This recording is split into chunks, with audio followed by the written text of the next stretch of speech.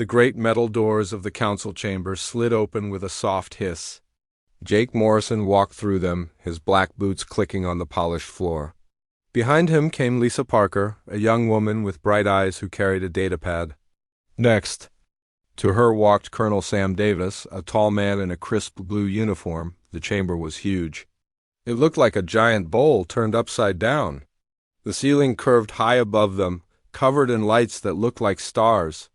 Rows of seats went around the room in circles, getting higher as they went out. Each group of seats was different, made for different types of beings. Jake looked around at the other delegates. Some were tall and thin like glass sculptures. Others looked like giant bugs with many arms. A few were so big they needed special chairs. The humans had been given seats in a small section near the back. It was not a good spot. Everyone else got better places. Council Prime Zethkar stood up at the center of the room.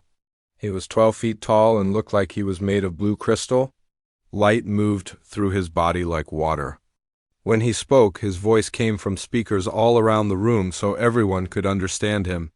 "The council will come to order," Zethkar said. His voice was cold and sharp. "We have much to discuss today." Jake sat down in his chair. It was smaller than the others and not very comfortable. He had been coming to these meetings for 3 years now. Every time he hoped things would get better. Every time he was wrong. Lisa opened her datapad and showed Jake the list of topics for today.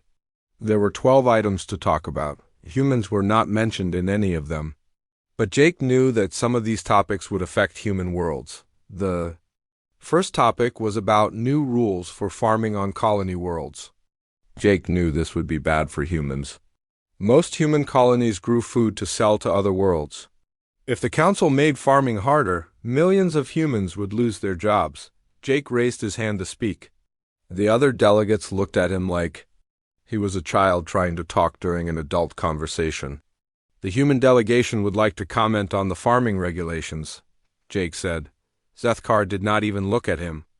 "The younger species will speak when they are asked to speak," he said. "This is not their time." Ambassador Tessara from the bug-like Altarians made a sound like laughing. Her forearms moved up and down. The giant Corvin delegate General Voxthul just stared straight ahead like Jake did not exist. Lisa touched Jake's arm. She was angry too, but she knew they had to stay calm. Getting mad would only make things worse. The council kept talking about the farming rules. They did not ask what humans thought. They did not care that these rules would hurt human families.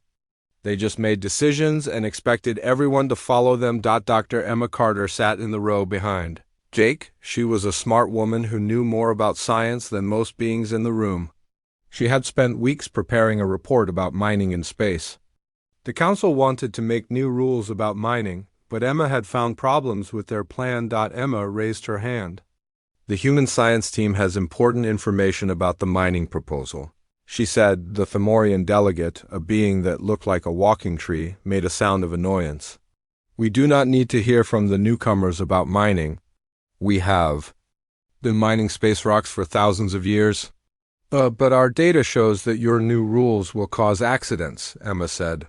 "People could die." "Enough," Zethkar said. "Human concerns are noted but not needed. We will continue." Jake felt his face get hot with anger. Emma's trying to save lives, and they would not even listen to her. He looked around the room. Other delegates were talking to each other or looking at their own datapads. Some looked bored. None of them cared what humans had to say. The meeting went on for 4 hours. The council talked about trade routes that would help some species and hurt others. They talked about military patrol areas. They talked about sharing technology. In every discussion, they made choices that would affect humans. In every discussion, they ignored what humans wanted. The worst moment came when they voted on the new trade route. This was a big decision. Spaceships use certain paths to travel between star systems. The council wanted to change the main trade path. The new path would skip over 20 human worlds. This would mean those worlds would get fewer visitors and less trade. People there would become poor. Jake stood up. "We need to talk about this vote," he said. "This decision will hurt millions of humans." The vote has been called, Zefkar said. Sit down. But you have not heard our side, Jake said. Sit down now, or security will remove you. Jake looked. Around the room, 46 other species were represented here. Not one of them spoke up for humans. Not one of them said this was wrong. They all voted yes to the new trade route. They voted to make human worlds poor and forgotten. When the vote was done, Jake sat down slowly. Lisa was writing notes on her datapad, but her hands were shaking. Colonel Davis had his jaw tight and his eyes hard. Dr. Emma was staring at the floor. The council will take a break, Zefkar announced. We will return in 1 hour. As the other delegates left their seats, they talked and laughed with each other. The Altarians clicked their arms together in greeting. The Corvans made deep rumbling sounds. The crystal beings chimed like bells. None of them talked to the humans. Jake and his team walked to a small room where they could be alone. The room had a window that looked out at the space station where the council met. Outside, Jake could see human ships docked at the station, human workers loaded and unloaded cargo. Human engineers fixed broken equipment. Human doctors treated sick beings. From other species. How long are we going to take this? Colonel Davis asked. They treat us like we are nothing. We have to be patient, Jake said, but his voice did not sound sure. Things will get better. When? Lisa asked. We have been patient for 15 years. Since the day we joined this council, they have treated us like children. They take our help but ignore our words. Emma looked up from her datapad. I have been reading the numbers, she said. Do you know how much we give to this council? Money, ships, people, technology. We give more than most species that have been here for hundreds of years. And what do we get back? Davis asked. Nothing, Emma said. Less than nothing.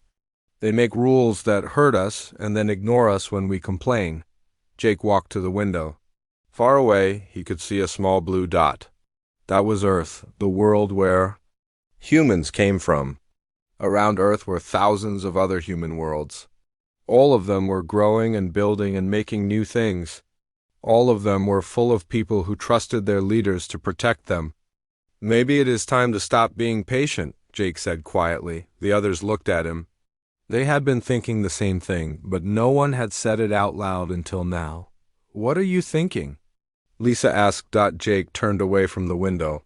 His face was hard and determined. I am thinking that maybe we do not need the council as much as they need us. Outside the window, human ships continued their work, keeping the great space station running. Inside the council chamber, 46 species prepared to make more decisions about the galaxy. None of them knew that the humans were about to make a decision of their own. The human embassy was quiet that night. Jake Morrison sat in his office looking at reports from Earth and the human colonies. The numbers told a story that made him angry and sad at the same time. Lisa Parker knocked on his door. The others are here, she said. Admiral Brooks just arrived from the fleet. Jake closed his datapad and walked to the meeting room. The walls were white and clean, but they felt cold tonight. Around the table sat the most important humans in council space. Admiral Helen Brooks was an older woman with gray hair and sharp eyes. She had been in space longer than most people had been alive. Her uniform had many medals on it. Each one meant she had done something brave or important. Dr. Emma Carter sat next to her, still holding the datapad with her mining report. The report that the council had refused to hear. Emma looked tired. She had worked for days to make sure her numbers were right. Colonel Sam Davis sat across from Jake. His face was hard like stone. Next to him was Captain Roy Mitchell, who had just come from the human fleet base at Kepler Station. Roy looked worried. Tell us what you found, Jake said to Roy. Roy opened his own datapad. Intelligence says the council is planning something new. They want to limit how many new worlds humans can settle. They think we are growing too fast. How many worlds do they want to allow? Admiral Brooks asked. 50 worlds every 10 years, Roy said. The Corvans get to claim 200 worlds in the same time. The Altarians get 300. Emma shook her head. That makes no sense. We have proven we can take care of new worlds better than most species. Our colonies are peaceful and productive. They do not care about that, Lisa said. They only care that we are growing strong. They want to keep us weak. Jake stood up and walked to the window. Outside, he could see the big space station where the council met. Lights moved across its surface like stars. Ships came and went from the docking bays. Many of those ships were human. How many humans live in space now? Jake asked. 52 billion, Emma said. We have colonies on 237 worlds. Our industrial production is higher than any single species except the Corvans. And our military? Jake asked Admiral Brooks. We have the third largest fleet in council space, she said. Our ships are faster and more reliable than most others. Our crews are better trained. In the last 5 years, human ships have responded to more emergencies than any other species. Colonel Davis leaned forward. We also provide the most peacekeeping troops. When there is trouble somewhere, they always ask for human soldiers because we get the job done. Jake turned back to the table. So we are strong, productive, and reliable. We help more than most species. But they treat us like children. It is worse than that, Emma said. She touched her datapad and numbers appeared on the wall screen. Look at these numbers. We give more money to the council than 12 other species combined. We share our technology freely. We help build their space stations and defend their trade routes. What do we get in return? Roy asked. Nothing, Emma said. They make rules that hurt us. They ignore our opinions. They give the best trade routes to their friends and leave us with scraps. Admiral Brooks stood up. She was not tall, but when she stood, everyone paid attention. I have been watching this council for 15 years. I have seen them make promises and break them. I have seen them take our help and give nothing back. I am tired of it. What are you saying? Jake asked. I'm saying maybe it is time to leave, Admiral Brooks said. Maybe it is time to stop pretending. They will ever treat us fairly. The room became very quiet. Everyone knew what leaving meant. It meant giving up on 15 years of work. It meant admitting that diplomacy had failed. It meant starting over. They would not let us leave easily, Colonel Davis said. They would try to stop us, maybe with force. Let them try, Admiral Brooks said. Our fleet is strong. Our colonies are well defended. We do not need their permission to be free. Lisa looked at her datapad. The legal papers say we can leave the council anytime we want. We just have to give them notice. But what about trade? Emma asked. What about the other species that buy our food and technology? What about the ones that sell us things we need? Look at the numbers, Roy said. Most of our trade is with independent worlds that are not part of the council. The small governments that the council ignores. They would probably be happy to trade with us without council interference. Jake sat back down. His mind was working fast. What would happen to the council if we left? Emma touched her datapad again. New numbers appeared on the screen. They would have big problems. We provide 30% of their funding. We handle most of their emergency responses. Our ships carry their diplomats and supplies. Our doctors treat their sick. Our engineers fix their equipment. They would survive, Colonel Davis said. But they would be much weaker. Good, Admiral Brooks said. Maybe being weaker would teach them to be nicer to their allies. Jake looked around the table. These were good people. Smart people. They had all worked hard to make the council partnership work, but the council did not want partnership. They wanted servants? There's something else, Roy said. Intelligence reports show that 6 smaller species are unhappy with the council too. They feel ignored just like we do. If we left and started our own organization, they might want to join. Yes? Which species? Jake asked. The Centauri Republic, the free traders of the Outer Rim, the mining guilds, the independent research colonies, the merchant clans, and the Frontier Defense League, Roy said. None of them have much power in the council, but together they control a lot of space. Emma was working on her datapad. If we combined our industrial capacity with their resources and trade networks, we would be as strong as the council. Maybe stronger. And we would treat our partners as equals, Lisa said. Not as servants. Jake stood up again. The decision was becoming clear in his mind. How long would it take to evacuate all our people from council space? Our embassy staff could be gone in 2 days, Lisa said. The research teams would take longer, maybe a week. The fleet could be ready to move in 6 hours, Admiral Brooks said. We always keep our ships ready for emergency departure. What about our citizens living on council worlds? Colonel Davis asked. Most of them would want to come home, Emma said. We could have transport ships ready to pick them up. Roy looked at his datapad. We have been planning for this possibility for months. Not officially, but our people know what to do if things go bad. Jake walked to the window again. The council station looked the same as always, but he saw it differently now. It was not a symbol of cooperation anymore. It was a symbol of human patience and council arrogance. If we do this, there is no going back, he said. Once we leave, they will never let us return on equal terms. Do we want to return? Admiral, Brooks asked. After 15 years of being treated like children? Jake thought about the vote earlier that day.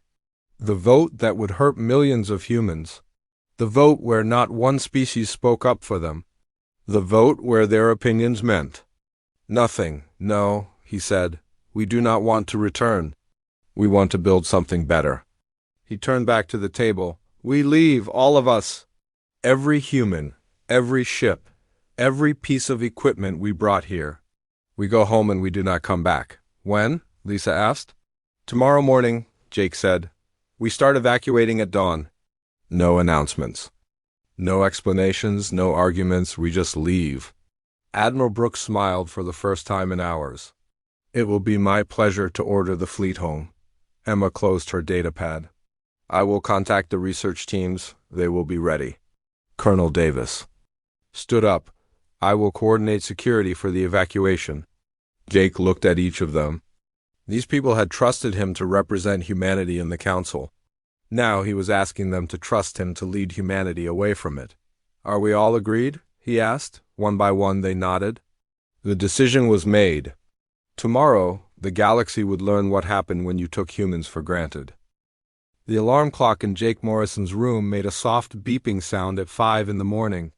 He had not slept much, but he felt wide awake. Today was the day humans would leave the council forever. Jake got dressed in his best blue suit. He wanted to look professional for what might be the last time anyone saw him on the council station. He walked to his office and picked up a small datapad from his desk. On it was a simple message that would change everything. At the same time, all across the council station, humans were waking up early. They had gotten secret messages during the night. The messages were short and clear. Pack your things and be ready to leave at 8 in the morning, Commander Rick. Stone was in charge of moving all the humans off the station. He was a big man with kind eyes and a quiet voice. He had been planning this evacuation for months, just in case it was needed. Now it was happening. Rick walked through the human embassy, checking each room. His people were packing boxes and bags. They moved quickly but quietly. No one wanted to draw attention until they were ready to go. In the research section, Dr. Karen Walsh was shutting down the computers. She had been working on a project to understand dark matter, the invisible stuff that held the universe together. The project was almost finished, but she would not be here to see it end. Karen looked at her Thamorian partner. Dr. Velphus, the tree-like being, was watching her with confusion. His branches moved slowly, which meant he was upset. Why are you putting everything in boxes? Dr. Velphus asked. His voice sounded like wind through leaves. I am sorry, Karen said. I cannot tell you yet. You will understand soon. Karen had worked with Dr. Velphus for 2 years. He was a good scientist and had become a friend. But she could not tell him what was happening. Not yet. In the embassy's main office, Lisa Parker was downloading files from the council's computer network. These files contained information about trade routes, military positions, and diplomatic agreements. The humans would need this information when they left. Lisa's fingers moved fast on the keyboard. She had been practicing this for weeks. She knew exactly which files to take and which ones to leave behind. She would not steal anything that belonged to other species, but she would take everything that humans had created. Down in the docking bay, Captain Nina Foster was preparing the passenger ship UES Horizon. It was a big ship that could carry 5,000 people. Usually it brought council diplomats to visit human worlds. Today, it would take humans away from council space forever. Nina watched as human families walked up the ramp into her ship. There were diplomats and scientists, engineers and doctors, teachers and students. Some of them looked sad to be leaving. Others looked relieved. A small human girl was crying as she hugged her Altarian friend goodbye. The bug-like child clicked her arm sadly. They had been playing together in the station's park for months. Now they would never see each other again. Lieutenant Colonel Barry James was in the command center of the human destroyer UES Freedom. His ship was one of 12 human warships docked at the station. All of them were getting ready to leave. Barry looked at his crew. They were young men and women who had joined the human fleet to explore space and keep peace between species. They had not expected to be part of something like this. "Are you ready for this?" Barry asked his second-in-command, Major Julie Webb. "Yes, sir," Julie said. "The crew understands what we are doing and why." Barry nodded. His people were good. They would follow orders even if they did not like them. But he could see in their eyes that they did like them. They were tired of being insulted by the council too. At exactly 8 in the morning, Jake Morrison walked into the council chamber. It was empty except for a few cleaning robots. The session would not start for 2 hours, but Jake did not plan to be there for it. He walked to his seat and placed the data pad on the desk. The pad contained a simple message. The human delegation formally withdraws from the Galactic Council, effective immediately. All agreements and treaties are hereby terminated. We wish you well in your future endeavors. Jake looked around the empty chamber one last time. He had spent 3 years in this room trying to make the council work. He had made speeches, written reports, and negotiated agreements. All of it had been wasted time. He walked out of the chamber and headed for the docking bay. Behind him, the cleaning robots continued their work, not knowing that everything was about to change. In the research labs, Dr. Karen Walsh finished deleting the last of the human data files. The dark matter project was gone. The quantum computer designs were gone. The medical research that could have saved millions of lives was gone. Dr. Velphus was still watching her. "I do not understand," he said. "Why are you destroying your work?" "I am not destroying it," Karen said. "I am taking it home." She picked up her bags and walked toward the door. "Goodbye, my friend. I hope we meet again someday under better circumstances." Dr. Velphus tried to follow her, but Karen was already gone. He stood alone in the empty lab, surrounded by computers that no longer worked. At the docking bay, the last humans were boarding the UES Horizon. Commander Rick Stone counted them as they walked up the ramp. Embassy staff, research teams, military advisors, trade representatives, and their families. 2,347 people in total. Rick looked at his watch. They were right on schedule. In 30 minutes, every human would be off the station. The evacuation was going perfectly, but Rick knew the hard part was still coming. Getting off the station was easy. Getting through council space without being stopped would be much harder. Captain Nina Foster sealed the airlock on the UES Horizon. Her ship was full of humans who were leaving everything they had known for the past 15 years. She hoped they were making the right choice. "All passengers are secure," she reported to the fleet commander, "ready for departure." Lieutenant Colonel Barry James received the message on his destroyer. Around him, 11 other human warships were also ready to leave. They would escort the passenger ships back to human space. "All ships, this is Freedom," Barry said into his radio. "We are cleared for departure. Stay in formation and follow my lead." The human ships began to move. Slowly at first, then faster as their engines warmed up. They left the docking bay and entered open space. On the council station, alien workers watched the human ships depart. They had seen human ships leave before, but never all at once. Something was different this time. Dock Manager Zexthara was a short, round being with purple skin. She had been friends with many humans over the years. They were always polite and helpful, unlike some other species. "Where are all the humans going?" she asked her assistant. "I do not know," the assistant said. "They did not file a flight plan." Zexthara felt worried. Humans always filed flight plans. They followed rules better than anyone else. If they were leaving without filing plans, something was very wrong. The human ships moved away from the station. They were heading toward the edge of Council space, toward the jump point that would take them home. They moved in perfect formation, like they had practiced this many times. Jake Morrison stood on the bridge of the UES horizon, watching the Council station get smaller behind them. He felt sad and angry and relieved all at the same time. They were free now, but freedom had cost them everything they had built here.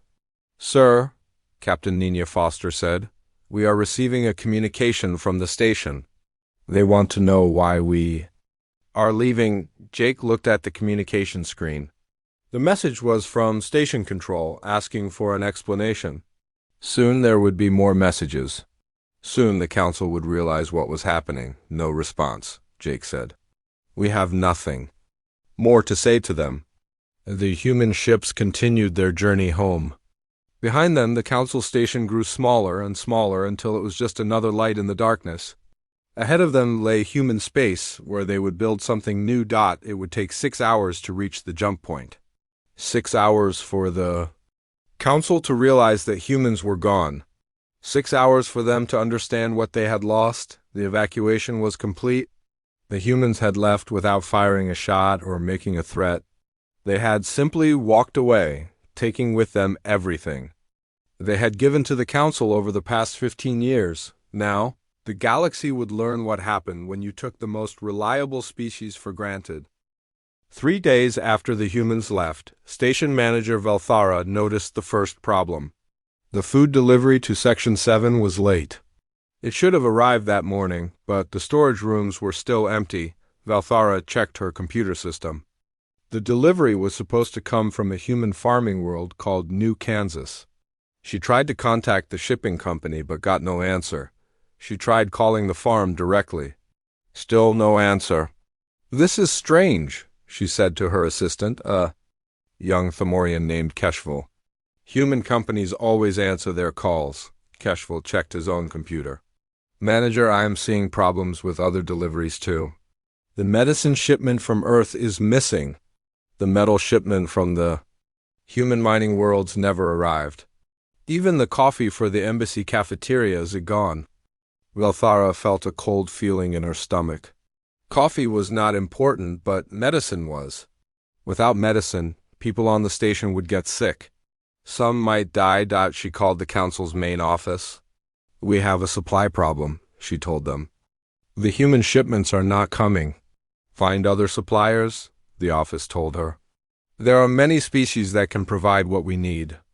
But Velthara had been managing the station for 10 years.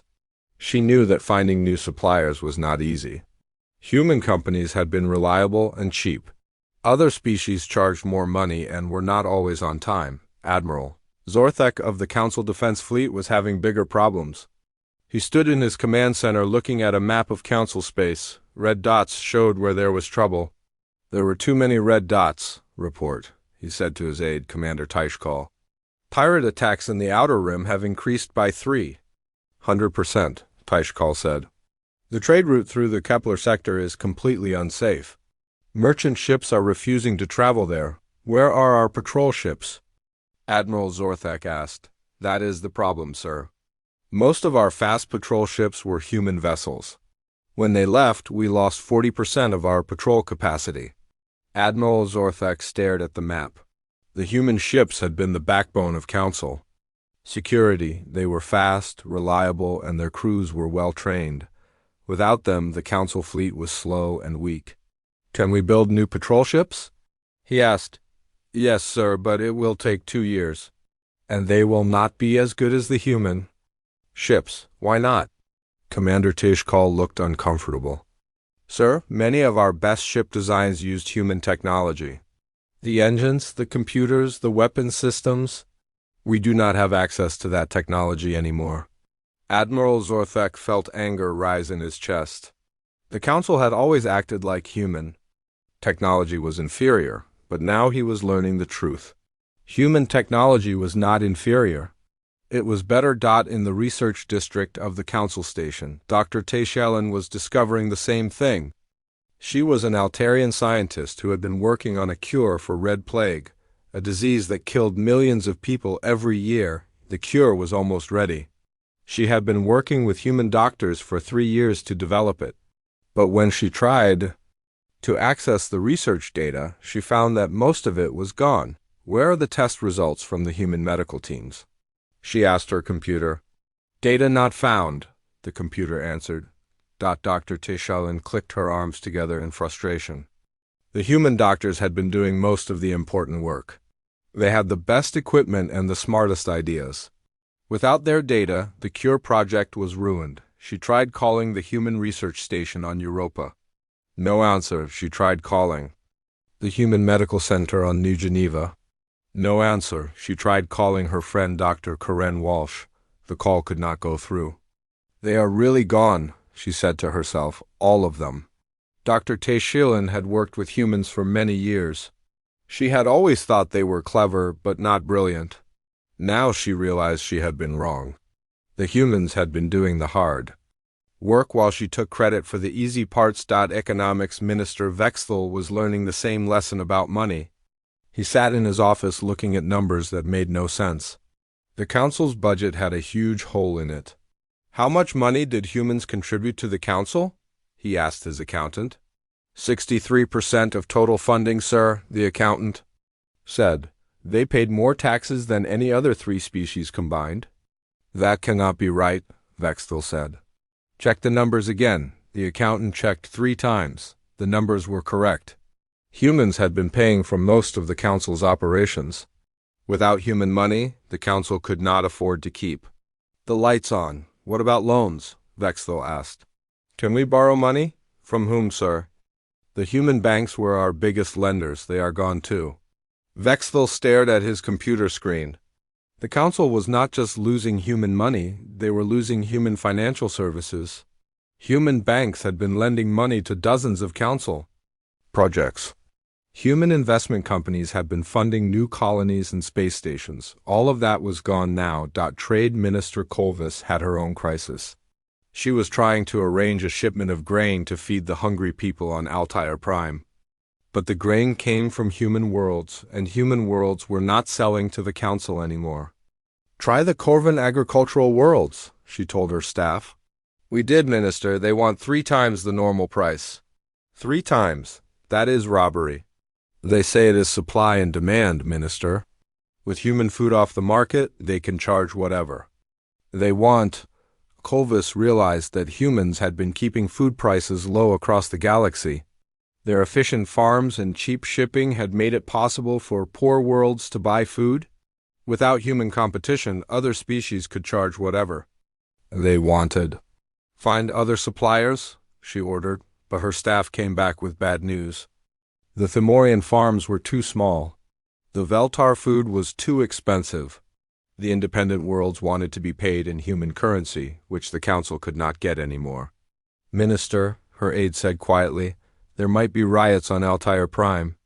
If we cannot feed the people?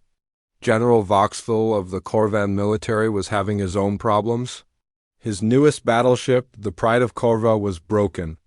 The engines would not start, and the weapons would not fire. What is wrong with this ship? He demanded. Sir, his chief engineer said, the control systems use human-made components. When the humans left, they took the maintenance codes with them. We cannot fix the ship without those codes. Then get new components. Sir, we do not know how to make components like these. Human engineering is very advanced. It will take us years to figure out how their systems work. General Voxthal had always said that human military technology was weak. He had laughed at their small ships and simple weapons. But now he was learning that human ships were small because they were efficient. Their weapons were simple because they worked. His own ships were big and impressive, but They broke down often. Human ships were small and plain, but they never stopped working. How many of our ships use human components? He asked. About 80%, sir. The humans sold us their technology over the years. We thought we were getting a good deal. General. Voxel realized they had been getting a good deal. Too good. The humans had been keeping Corvin ships running while asking for almost nothing in return. Council. Prime Zethkar sat in his office reading report after report of problems. The station was running out of food. The fleet could not maintain security. Research projects were failing. The budget was broken. How did this happen? He asked his aide, a nervous Veltar named Sistara. Sir, it appears that humans were more important to Council operations than we realized. They were a minor species. They joined only 15 years ago? Yes, sir, but in those 15 years they became essential to almost everything we do. Zethkar. Read the reports again? Every department was having problems? Every service was failing. Every project was behind schedule. All because humans were gone. Can we ask them to come back? He asked. We tried, sir. They are not answering our calls. Zethkar felt something he had never felt before. Fear. The Council had ruled the galaxy for thousands of years. They had thought they were strong and wise. But without humans, they were weak and helpless. Outside his office window, he could see human space in the distance. The stars looked the same as always, but everything had changed. The quiet species from the small blue world had been holding the galaxy together, and nobody had noticed until they were gone. Now the Council was falling apart, and Zethkar did not know how to fix it. 6 months had passed since the humans left, and the galaxy was not the same place anymore. Admiral Helen Brooks stood on the bridge of her new ship, the UES Independence. Through the window, she could see the shipyards of New Terra, where humans were building the largest fleet in their history. The Independence was bigger and more powerful than any ship the Council had ever seen. Human engineers had been free to design it without Council restrictions. It had weapons that could punch through any armor and engines that were twice as fast as anything else in space. Admiral, her aide Captain Tony Clark said, we are receiving reports from our scouts. The Corvin-Fomorian War is getting worse. Helen looked at the reports on her screen. The war had started 3 months ago over mining rights in the Magellan sector. Without human peacekeepers to stop the fighting, it had spread to 12 star systems. How many casualties? She asked. Over 2 million dead, Admiral. Both sides are asking for help, but they are too proud to admit they need us. Helen shook her head. The Council had always sent human troops to stop fights between species. Human soldiers were good at keeping peace because they were fair and did not take sides. Without them, old hatreds were turning into bloody wars on Earth. President Maria Gonzalez was reading similar reports in her office. The blue world that had once been ignored by the galaxy was now the center of something new. The human commonwealth included not just human worlds, but dozens of other species that had joined them. Madam President, her advisor, Secretary Bob Wilson said, we have received another request to join the Commonwealth, this time from the Centauri Republic. That makes 18 species this month, Maria said. Why are so many aliens wanting to join us? Because we treat them fairly, Madam President. We do not make them follow stupid rules or pay unfair taxes. We protect them without demanding tribute. Maria looked at the map on her wall. The human commonwealth now controlled more space than the old council. But more importantly, it was growing. Every day as more species asked to join. Dr. Emma Carter was working in her new laboratory on New Geneva Station. She had been offered the chance to return to council space to help with their medical crisis, but she had refused. Instead, she was developing new medicines that would be shared freely with Commonwealth members. Dr. Carter, her assistant doctor, Mark Thompson said, we just received a message from Dr. Tayshilan on the council station. She is begging for access to our Red Plague research. Emma remembered Dr. Tayshilan. The Altarian scientist had always acted like human medicine was primitive. Now she was desperate for human help because her own research had failed. What should I tell her? Mark asked. Tell her the research is available to any species that joins the Commonwealth, Emma said. We are not keeping secrets, but we are not giving free help to people who treated us badly. Emma felt sad about this decision, but she knew it was right. The council had taken human generosity for granted. They had used human knowledge without giving anything back. Now they had to learn that respect was earned, not demanded. Captain Paula Green commanded the fastest ship in the human fleet, the destroyer UE's Lightning. She was patrolling the border between Commonwealth space and Council space, watching for trouble. Captain, her communications officer Lieutenant Steve Rogers said, we are getting distress calls from the merchant ship Golden Wing. They are being attacked by pirates in the neutral zone. Paula looked at her tactical display. The Golden Wing was not a Commonwealth ship. It belonged to a Corvan trading company, but it was carrying medical supplies to a plague-stricken world. Are there any council ships in the area? She asked. No. Captain, the nearest council patrol is 6 hours away. Paula made her decision quickly. Set course for the Golden Wing, maximum speed. The Lightning raced through space toward the battle. Paula knew she was not supposed to help council ships, but she could not let innocent people die. That was not the human way. When they arrived, they found 3 pirate ships attacking the merchant vessel. The Lightning's advanced weapons made quick work of the pirates. The Golden Wing was saved. Thank you, the Corvan captain said over the radio. Why did you help us? We are not part of your Commonwealth. Because it was the right thing to do, Paula said. That is what humans do. The Corvan captain was quiet for a moment. I have heard that humans are different, he said finally. I did not believe it until now. News of the rescue spread quickly through Council space. It was not the first time human ships had helped Council vessels in trouble. Even though the governments were not talking to each other, human crews kept saving lives when they could. On the Council station, Zethkar was reading reports that made him feel sick. Half the council members had stopped paying their taxes.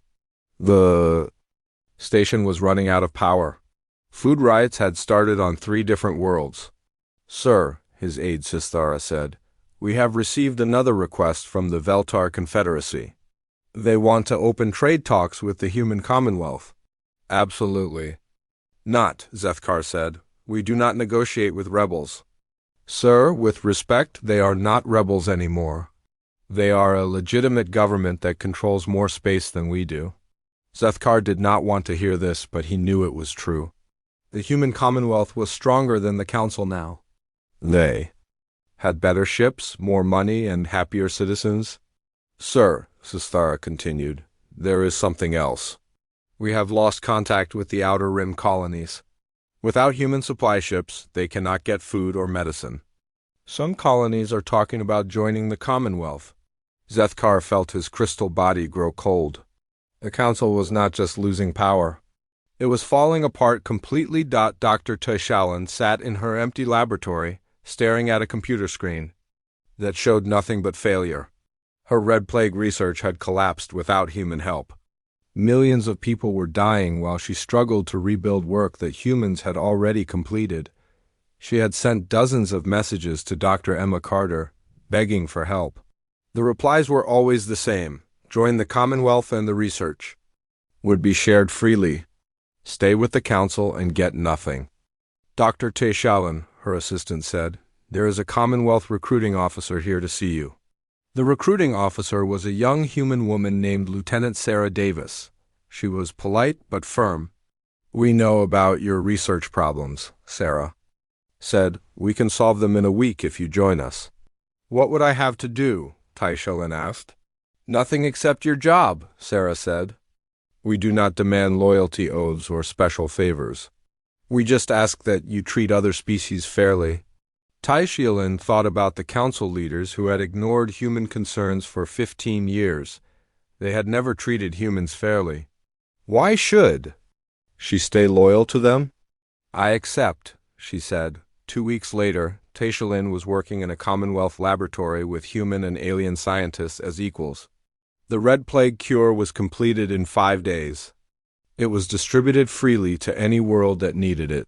Regardless of politics, Ambassador Tisara of the Altarians stood before what was left of the council assembly. Only 20 species were still attending meetings. The others had either joined the Commonwealth or simply stopped participating. "We must face reality," she said. "The council is dying. We can either adapt or disappear. What are you suggesting?" asked General Voxthal, though his voice lacked its old confidence. "I am suggesting we ask to join the human Commonwealth," Tisara said. The chamber erupted in angry voices, but Tisara continued speaking. "The humans never wanted to rule us," she said. "They wanted to work with us. We were too arrogant to see that. Now they have built something better than what we had, and they are willing to share it with anyone who treats others fairly." General Voxthal stood up slowly. His mighty Corvan fleet was broken and useless without human technology. His people were starting to starve without human food shipments. "I vote to open negotiations with the Commonwealth," he said quietly. One by one, the remaining council members agreed.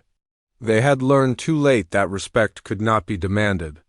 It had to be earned. Jake Morrison received the council's message while sitting in his office on New Geneva Station. He was now the first president of the Human Commonwealth Council, elected by representatives from 43 different species. The message was simple. "We were wrong. We want to join your Commonwealth. Please tell us what we must do." Jake thought about the answer for a long time. The council had treated humans badly for 15 years. They had dismissed human concerns and taken human help for granted. But humans were not cruel. They believed in second chances. He wrote his reply. "Anyone can join the Commonwealth. All we ask is that you treat every species as equals. If you can do that, you are welcome." Within a year, most of the old council species had joined the human Commonwealth. They discovered that humans made better leaders than rulers. Instead of demanding obedience, humans asked for cooperation. Instead of taking tribute, humans shared resources. The galaxy was a better place now, but it had taken a hard lesson to get there. When the quiet species finally spoke up, the universe learned to listen.